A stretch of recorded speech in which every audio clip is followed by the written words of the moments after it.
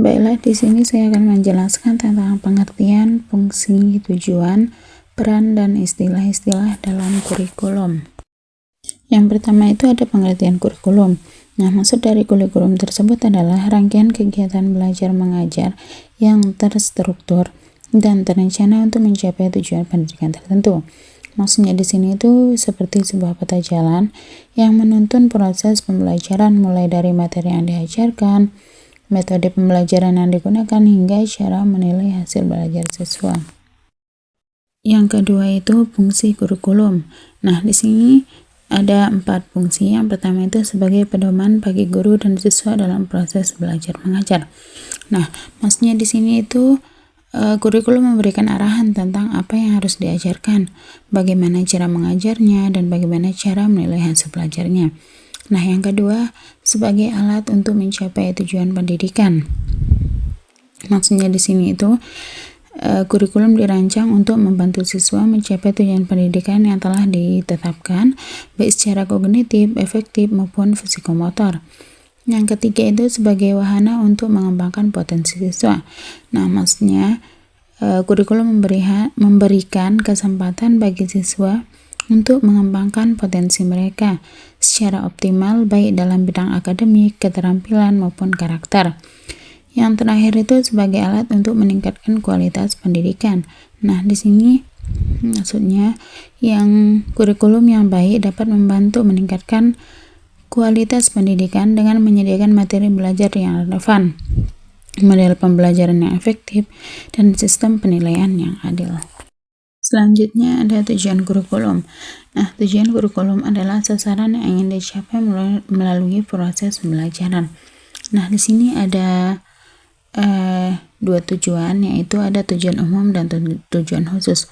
Maksud dari tujuan umum tersebut adalah tujuan pendidikan secara keseluruhan, seperti membentuk manusia yang beriman, bertakwa, berakhlak mulia, dan berilmu.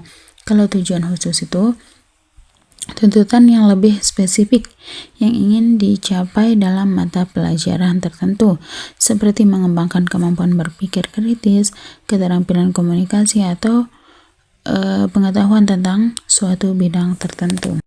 Selanjutnya ada peran kurikulum. Kurikulum memberikan peran yang sangat penting dalam menentukan arah dan kualitas pendidikan. Yang pertama itu menentukan materi pelajaran yang akan diajarkan. Nah, maksudnya di sini itu menentukan materi pelajaran yang relevan dengan kebutuhan siswa dan perkembangan zaman. Nah, yang kedua itu menentukan metode pembelajaran yang akan digunakan. Nah, di sini memberikan arahan gitu tentang metode pembelajaran yang efektif untuk mencapai tujuan pembelajaran. Selanjutnya ada istilah-istilah. Yang pertama itu ada silabus, RPP, KKM, asesmen, dan evaluasi. Nah, di sini saya akan menjelaskan satu persatu. Yang pertama itu ada silabus. Nah, silabus adalah rencana pembelajaran yang berisi rangkaian kegiatan belajar mengajar untuk mencapai tujuan pembelajaran tertentu dalam jangka waktu tertentu. Nah, kalau RPP, rencana pelaksanaan pembelajaran,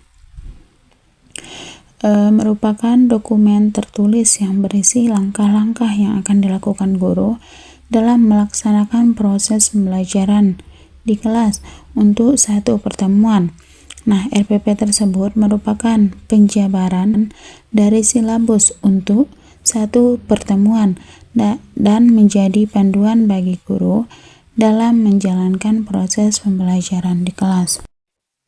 Kalau KKM merupakan standar minimal yang harus dicapai oleh siswa dalam mata pelajaran tertentu untuk dinyatakan lulus dari suatu pembelajaran gitu. Nah, kalau asesmen tersebut adalah proses pengumpulan data tentang pengetahuan, keterampilan, sikap, dan kemampuan siswa untuk mengetahui kemajuan belajar mereka. Yang terakhir itu ada evaluasi untuk menilai keberhasilan suatu program atau hasil siswa. Yang terakhir itu ada kesimpulan. Nah, di sini kurikulum merupakan sistem yang kompleks dan dinamis yang terus berkembang seiring dengan perubahan zaman dan kebutuhan masyarakat. Memahami pengertian, fungsi, tujuan, peran, dan istilah-istilah dalam kurikulum itu sangat penting bagi semua pihak yang terlibat dalam proses pendidikan, mulai dari guru, siswa, orang tua, hingga pembuatan kebijakan gitu. Dengan memahami kurikulum tersebut, kita bisa dapat meningkatkan kualitas pendidikan dan membantu siswa mencapai potensi mereka secara optimal.